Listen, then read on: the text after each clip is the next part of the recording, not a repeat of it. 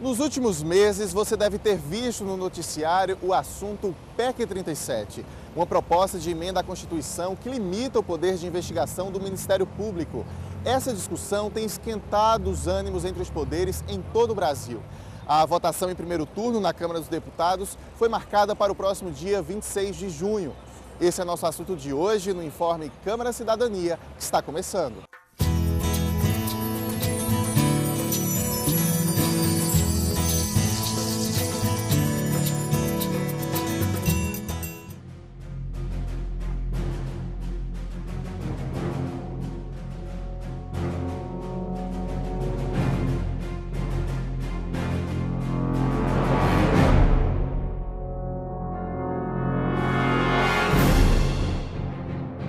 O texto original da proposta de emenda à Constituição 37/2011, conhecida como PEC 37, determina que cabe às polícias civil e federal o poder de investigação criminal.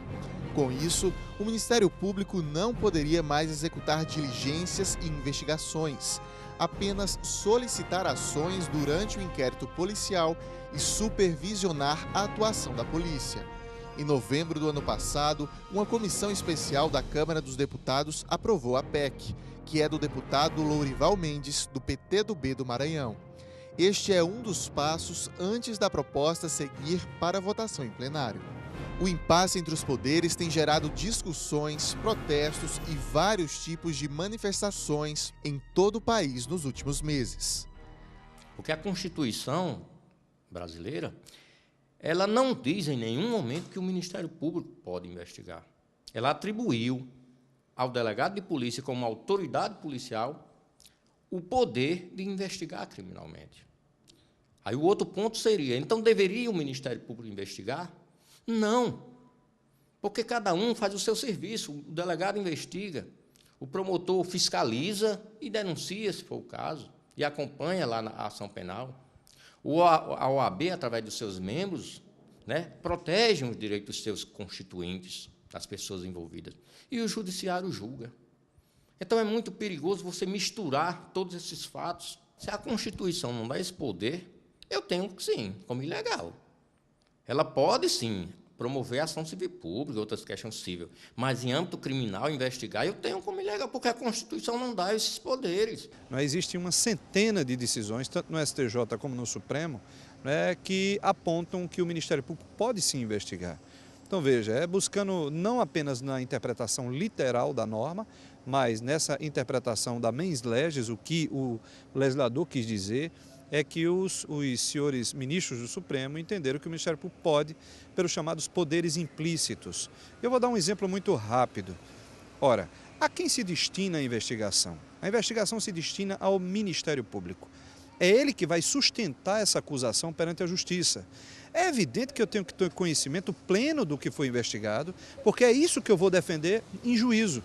Como eu não posso participar, tanto pode-se que o artigo 129 e outros estabelece que o Ministério Público pode requisitar diligências, pode influir no sistema de prova, pode fazer perguntas, enfim, são uma diversidade de fatores que eu acho que é os chamados poderes implícitos. Ora, se eu posso mais, é evidente que eu poderia o menos.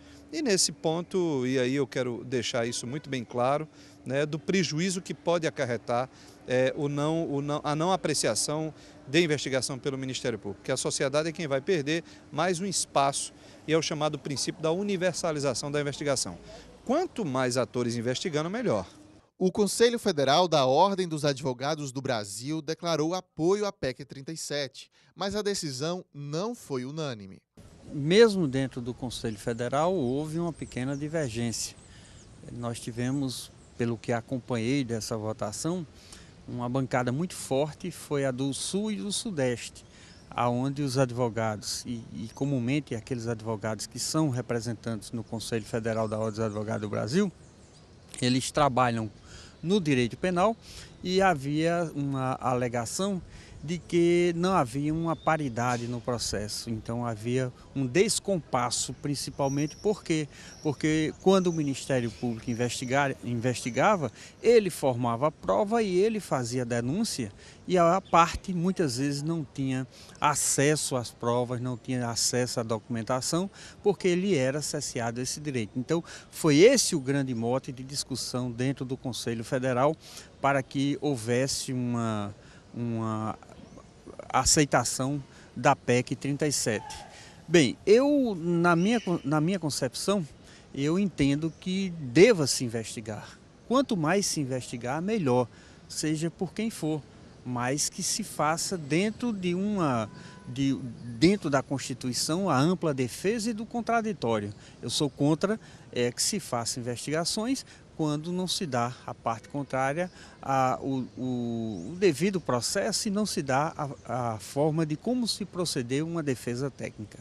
O fato de terem chamado a proposta de PEC da impunidade não agradou a Polícia Federal. O delegado de polícia não coaduna, não participa da impunidade, não. Pelo contrário, é o operador do direito que está à frente dos casos para que se respeite a lei. É o operador que luta pela legalidade, sim. Então, nós não somos a favor de impunidade, como se apregoam e se difundem por aí, não. Nós queremos respeito em relação a isso. Né? Dizer que dizer que é uma PEC da impunidade, é dizer que o delegado é a favor da impunidade. Isso não é a verdade. Se você retira o poder de investigação de outras instituições, é evidente que vai gerar mais impunidade. Por quê? Porque a quantidade, o volume de investigação vai aumentar e muito no ambiente policial. Ora, mudou-se alguma realidade estrutural das polícias? Não. Existem mais delegados, contrataram-se mais delegados, tem mais estrutura, há um sistema de virtual do inquérito, não há nenhum avanço nesse sentido. Ora, se eu hoje tenho dificuldades, né, percentualmente falando e estatisticamente falando, para poder elucidar crimes, imagine se eu triplicar essa carga de investigação. O que é que isso vai gerar, senhores? Impunidade. Então não é que o delegado gosta da impunidade ou defende a impunidade. Eu acho que isso é um jogo de palavras que aí só trazem confusão à opinião pública. Na tentativa de negociar uma saída para esse conflito, o presidente da Câmara, Henrique Eduardo Alves, e o ministro da Justiça, José Eduardo Cardoso, instituíram um grupo de trabalho para discutir uma alternativa à PEC. Esse grupo foi formado por membros das polícias, do Senado, do Ministério Público, do Ministério da Justiça e da Câmara, incluindo o deputado Fábio Tradi, do PMDB de Mato Grosso do Sul. O deputado é o relator da PEC 37. Ele participa agora de uma videoconferência em Brasília e nós vamos interagir com ele para saber o que ele pensa da redação original dessa proposta de emenda à Constituição. Nós temos aqui a pergunta de Lael Arruda, que diz o seguinte: deputado, no que a PEC 37 vai melhorar o nosso sistema de investigação? O que justifica essa mudança? É a pergunta de Lael. Olha, eu penso que a redação original da PEC 37 não melhora o sistema de investigação criminal. Tanto que, discordando dela, apresentei um relatório na comissão especial comportando a possibilidade de polícia e Ministério Público atuarem em conjunto. Só que, dos 7 dispositivos que eu apresentei para reformular o sistema de investigação, 6 foram aprovados, 1 foi rejeitado. Justamente o dispositivo que admitia a possibilidade de atuação conjunta polícia e Ministério Público. Mas agora, no grupo de trabalho, a tese está voltando com força redobrada. E nós precisamos detalhar.